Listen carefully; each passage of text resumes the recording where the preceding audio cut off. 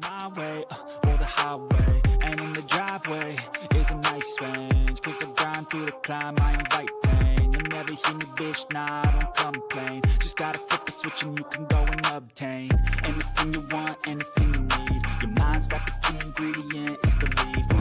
They'll deceive with the negativity, but I just slide right by that energy. Even when you feel low, you can still go. Even when you feel slow, you can still go. Even when there's no hope, you can still go. I never answer to no, man, I still go. Go, go, go, go, go, go, go, go, go, go, go, go, go, go, go. What's going on, everyone? Ryan Anderson, Jackson Muniz, back with the Gallop Out. Did I slam the table? My bad. You said, hey, what's going on, everybody? There we go. We're excited. It's Haskell Preview Day. Jackson, you and I got 4 stakes to go through. One of them graded being the grade 3. 2 of them graded, with the Eatontown and the Salvator Mile, but it's Haskell Preview Day. So obviously a lot of the prep races for Haskell Day in about a month. Excited to get into it. Matt Dinnerman was going to join us, but he's out of town. But he's going to join us for Haskell Day, so no sweat there. Jackson, you said before the show it's like thunderstorm and 95 degrees there, so that doesn't sound a whole lot of fun. Well, it is at Aqueduct, but you got to go really far down to Monmouth, so I should probably look and see what the weather's going to be like down there. I meant more for you, not for. We're not weathermen, so we're not going to try and predict the weather for Monmouth this weekend. I just meant more so. I'm not going to try to predict it, but my phone will, so I might as well look. There we go. You can give a look to your phone. Meanwhile, Saturday says sunny, so there we go. I like it. No thunderstorms here, but it is hot as shit, I think would be the best way to put it. It's about 95 degrees where I'm at. So yeah, it's a little warm in the room that I'm currently in, but we're going to go ahead and jam through this. We're going to stay hot this weekend, Jackson. We got some good picks for the people in these 4 stakes we're going to preview. So we won't waste any more time. Dive right in. Race number 4 is going to be the first of 4 stakes. It's the grade 3 Eatontown for 3-year-olds and upwards. Fillies and mares going a mile and a 16th on the grass. Picks, I'm going 7-6. Jackson going 1-7. Jackson, we'll start with the rail. We pretty much use the top 3 contenders in here. You're going to use Gimme Another, the South African bred horse for Graham Motion. Last seen out on the West Coast, ridden by JJ in a win in the John C. Maybe. What'd you like about this one coming in fresh off the layoff, first time at Monmouth?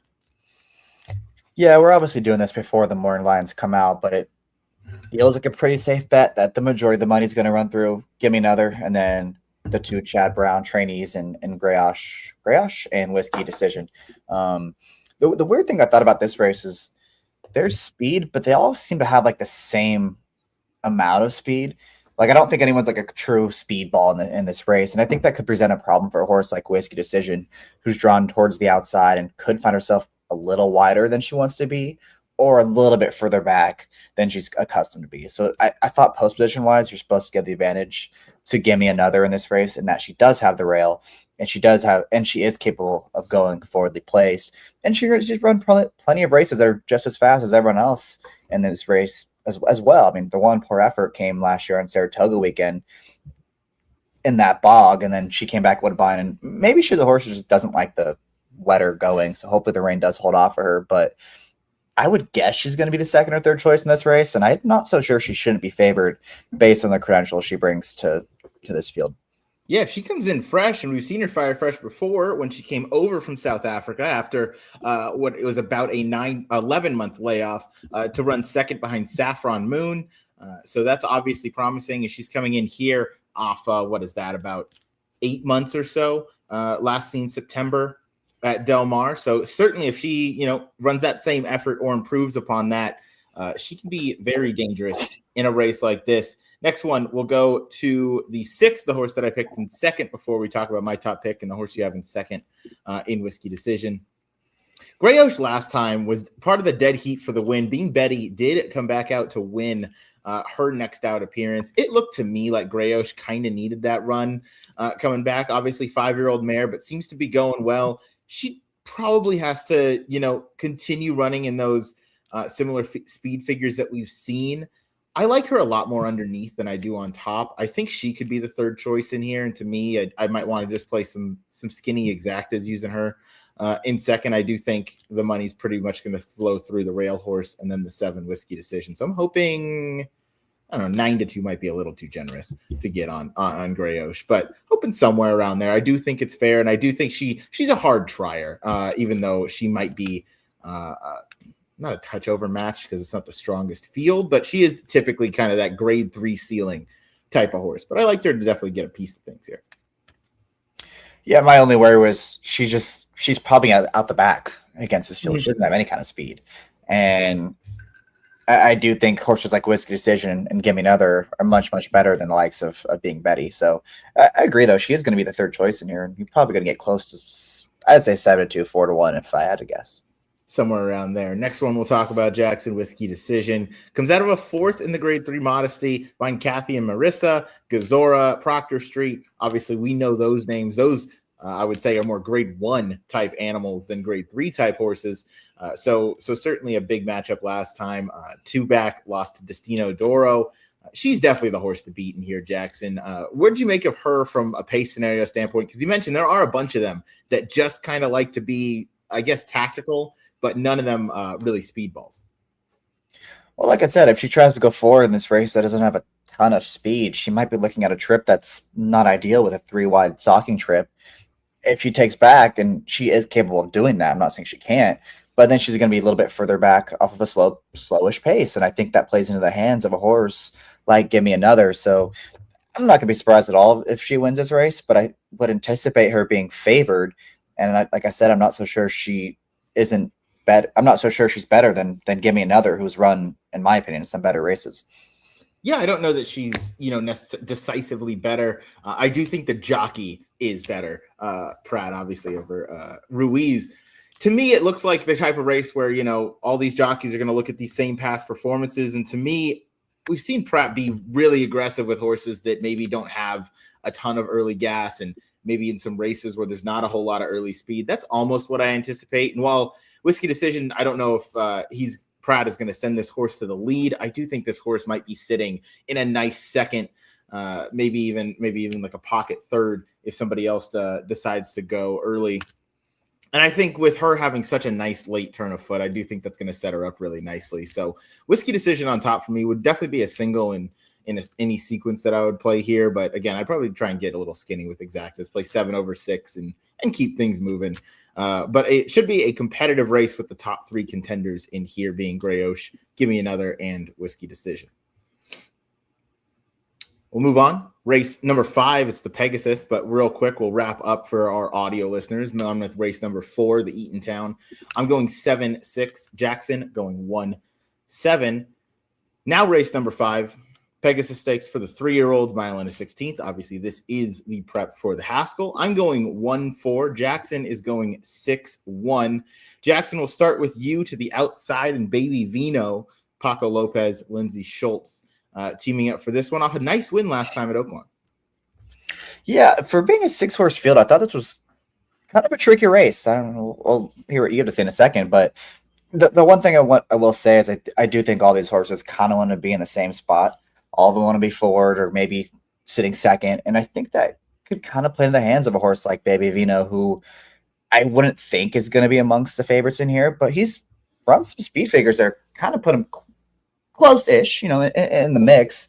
And if this pace really does heat up, if it does materialize, I have plenty of confidence in his ability to get 2 turns, and I have confidence in his ability to finish off these races. And I'm always a sucker for a horse that's gotten better and better and better with each and every start. So if he is able to take yet another step forward on Saturday, I don't see why he can't be right there and picking up a lot of pieces late down the lane. He certainly could be. He's one that definitely has a nice late turn of foot that he was able to put on display in there. Beat a horse named Banksy's, who was definitely looked at pretty strongly, maximum effort. Another hard trying horse, certainly. So yeah, that's one that, I think you mentioned he's also gotten better in all of his route tries. So if he continues to improve, he's certainly a big threat in here. I opted to go towards the rail and a horse just making his 3rd career start for Rusty Arnold. This one came off of an open length win last time out at Churchill Downs, breaking the maiden there. Now gets to stretch out to 2 turns, but obviously I think the breeding is no problem for that. Has come out of that race to work once down at Keeneland that looked kind of maintenance like. Haven't gotten a chance to watch that one. Tyler Gaffalione aboard. This is one that I think from the rail might be a little bit more forward, especially stretching out from I know it's the 1-turn mile, but stretching out from the 1 turn now to the 2 turns. I think Tyler could use some of that early speed, and I really like how he kind of finished that race getting a little bit faster as they came down the lane. So that hints to me that he's going to like that stretch out. So I thought you might get a decent price. Again, I'm not quite sure what the morning lines are going to be, but Jackson, you mentioned it. This is a very competitive 6-horse field. Anything else to add on the Rail Runner National Charter? No, just that I think he's going to get a good trip no matter what from the rail. I think Tyler's going to, he's going to hopefully be aggressive from coming out of the gates and either get to the front or just sit the pocket. And I think either of those trips is probably one you'd be pretty happy with if you're backing this horse. 100%. One of the last ones we'll talk about, Schoolyard Superman, who Jackson I think is going to be the favorite in here, if not on the morning line, certainly by the time the betting windows close, just because of that Chad Brown, Flavian Pratt factor. And this horse, and the 99 buyer. Correct. Yeah. This horse has the strongest speed figure on the page, and that came as a failed favorite last time out. The Lasix were on. We haven't seen this horse since late March. There's a couple of kind of red flags in there, and Jackson, actually none of them revolve around the fact that Practical Joke is the sire and this horse has to go 2 turns. This horse, I do think, is plenty talented enough, but this is not one that I want to take at a really short price. He could win, and that's fine. And I picked him in second because I do think he's going to finish, in the money for sure, second or third. But one that is going to beat me in horizontal sequences. I agree. I think his last race is one that you're supposed to be skeptical of. I mean, it was one he really should have won, given the trip that he got that day, stalking on the outside in the clear, kind of pretty moderate pace, getting the big jump on the stablemate that day. He was supposed to win that race, and then he has been seen since.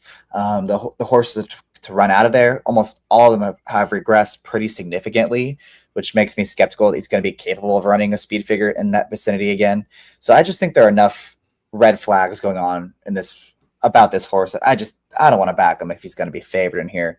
And it's not like his race before that make him a standout or anything. His Withers was pretty poor, and the race way back in Aqueduct, that's his one really good race. But again, that was one where he got such a soft trip on a soft, stalking a soft pace. That's not going to happen on Saturday.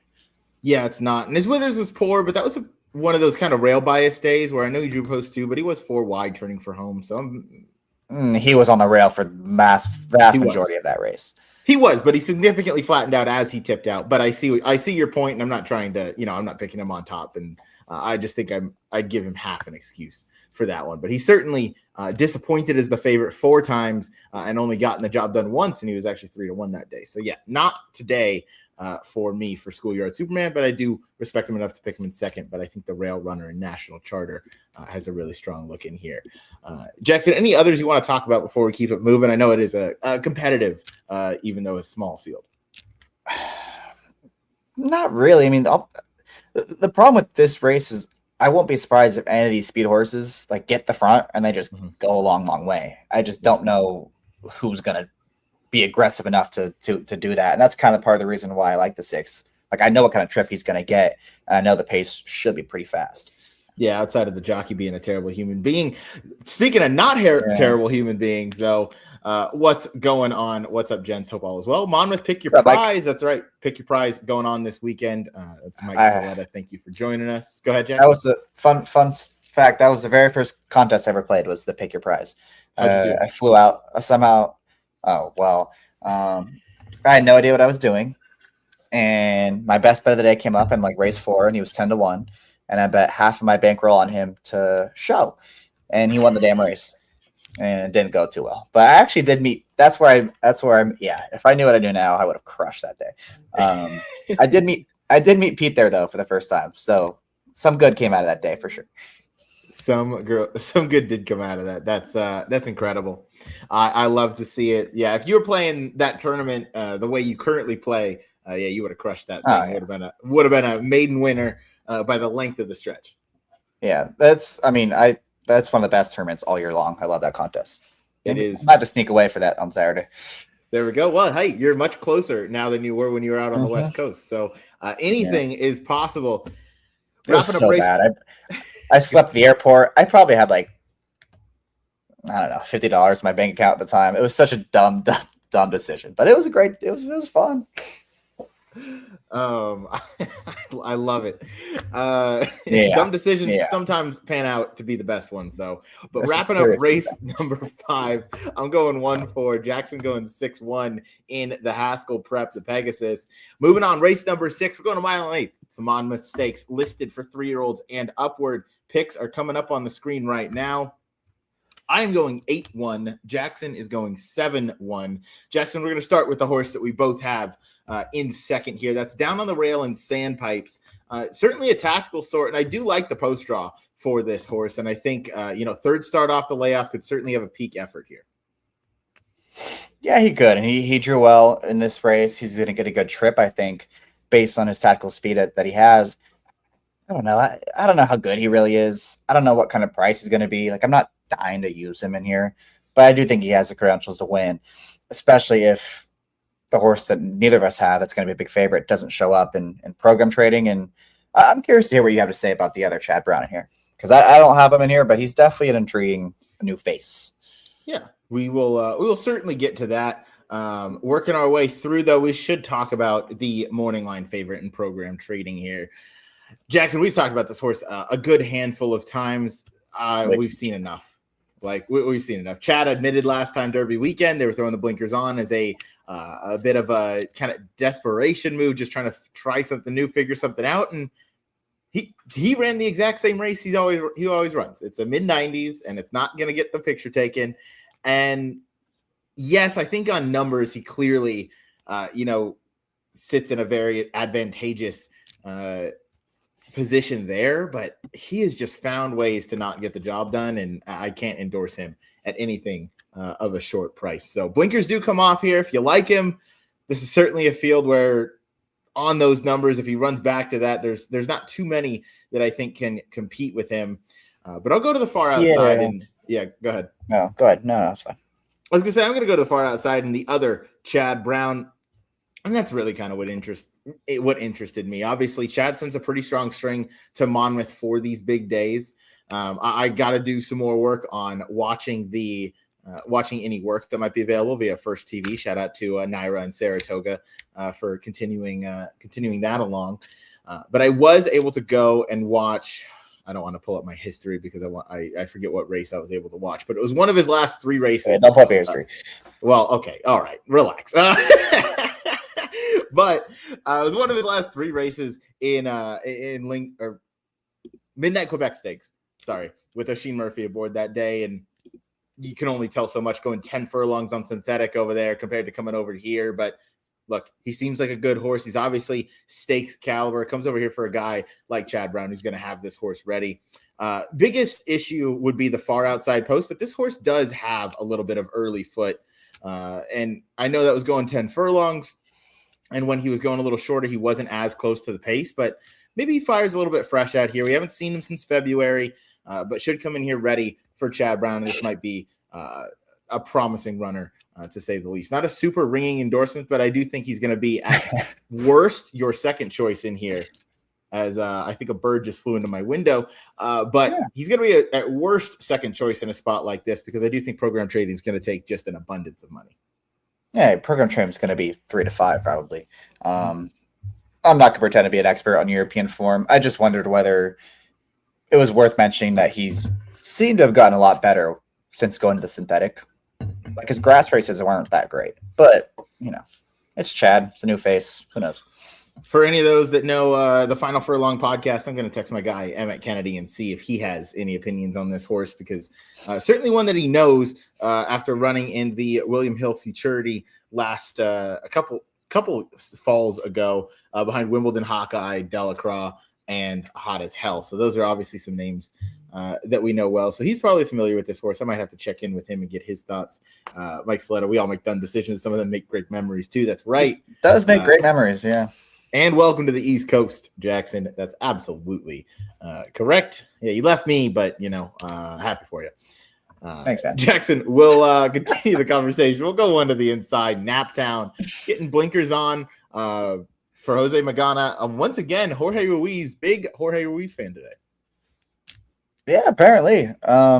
Look, this is these races are tricky because I'm not going to be surprised at all if the class of program trading prevails, and I just feel dumb for trying to beat him after Saturday night.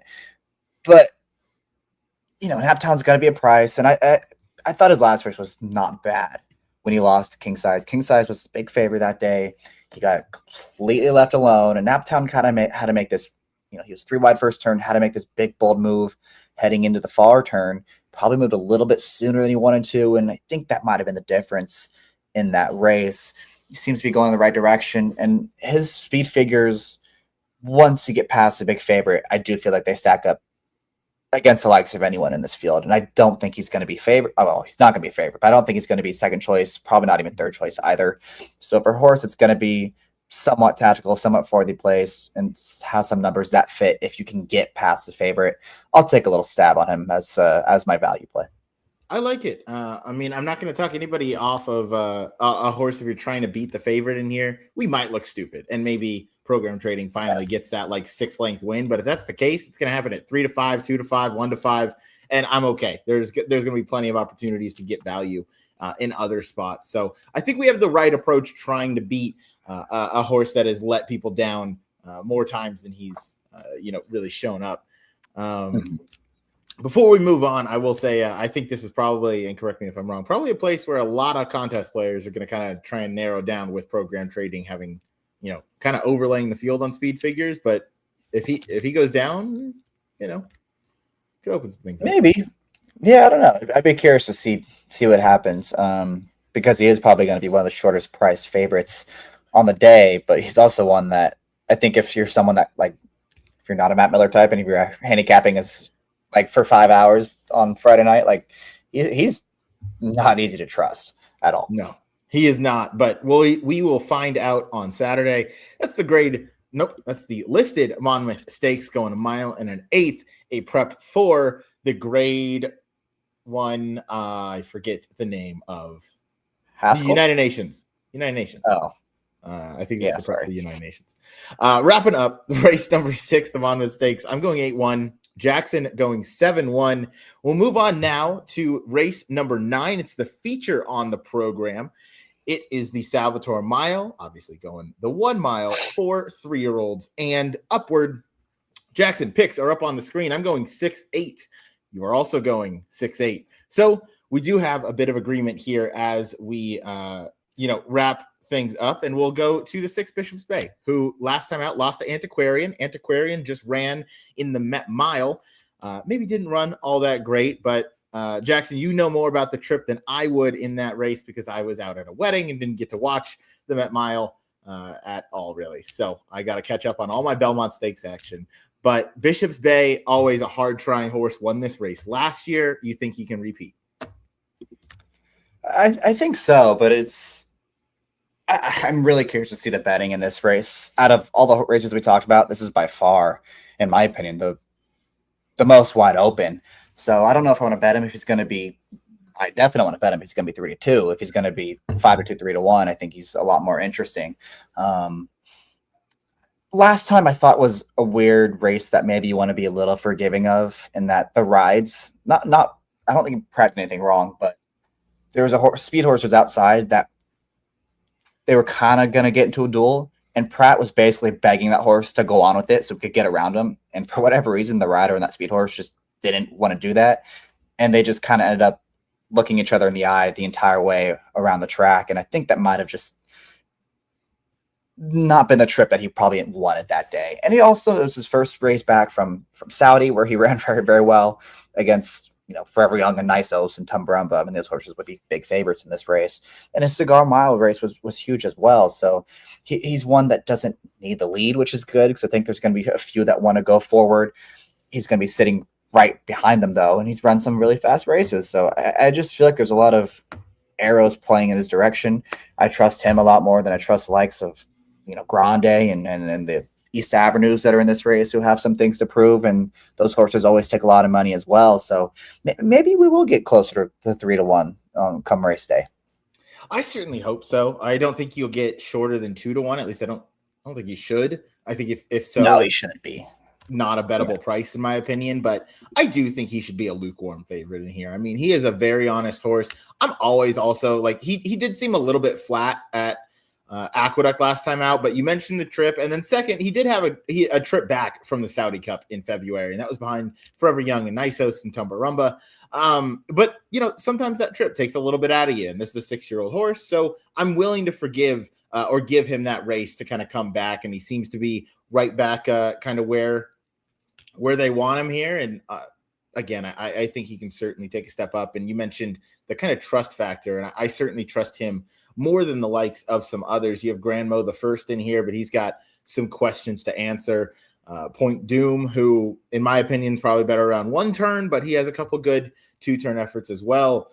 Grande obviously in here, but that was a disappointing effort in the Alley Sheba last time. It was kind of a hot pace, but I don't really know what to make of that. That seemed a little flat.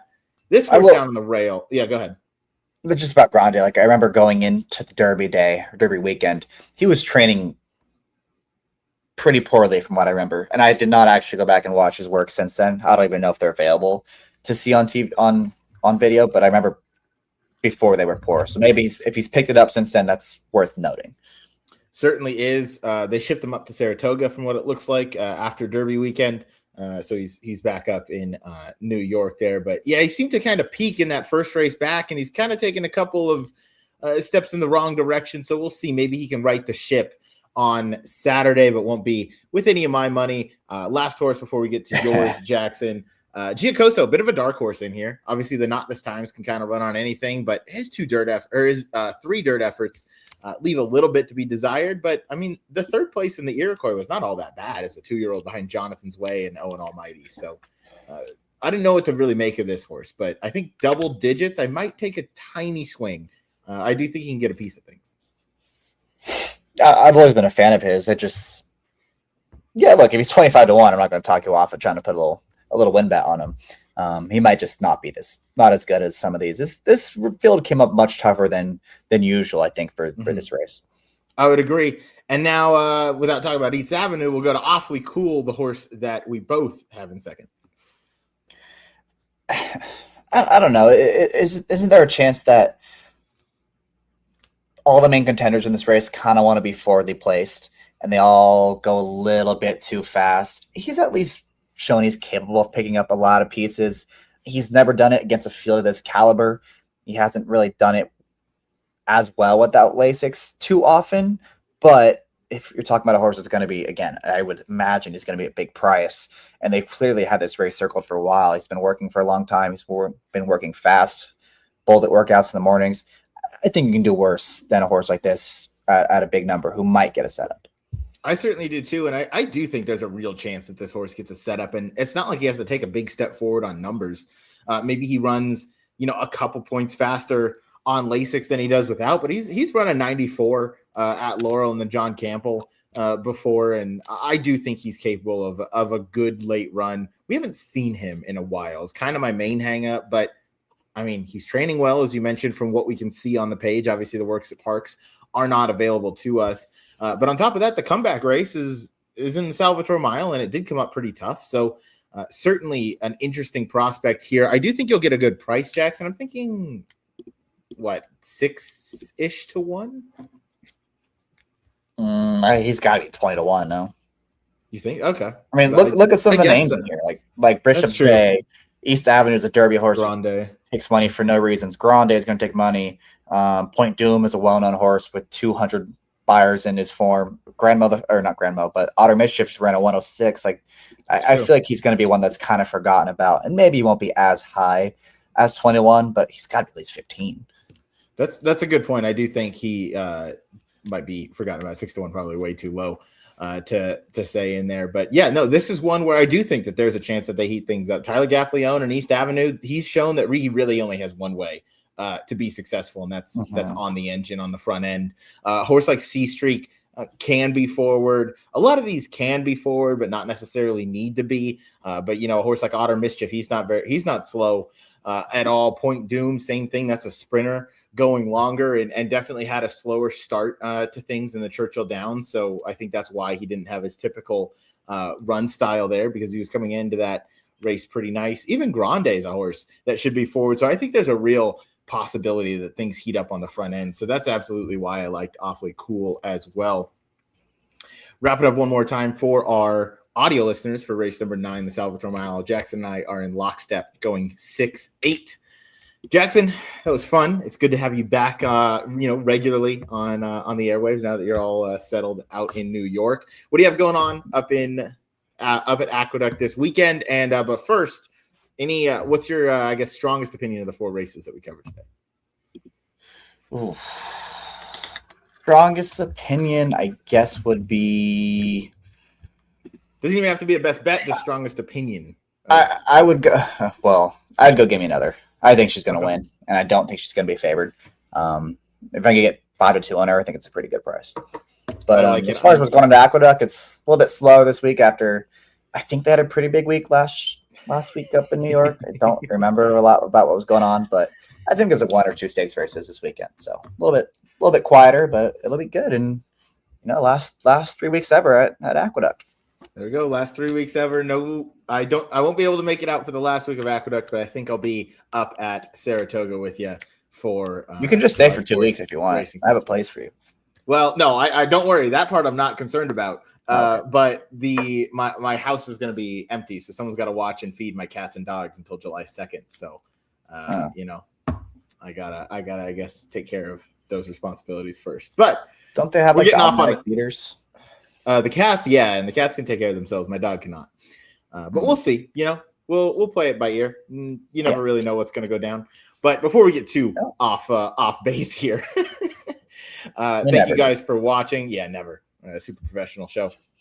Thank you guys for watching. Please like, subscribe, turn those notifications on if you feel like it. But we'll be back for the next one here on the Gallop Out for Jackson Muniz. I'm Ryan Anderson. Thanks for watching.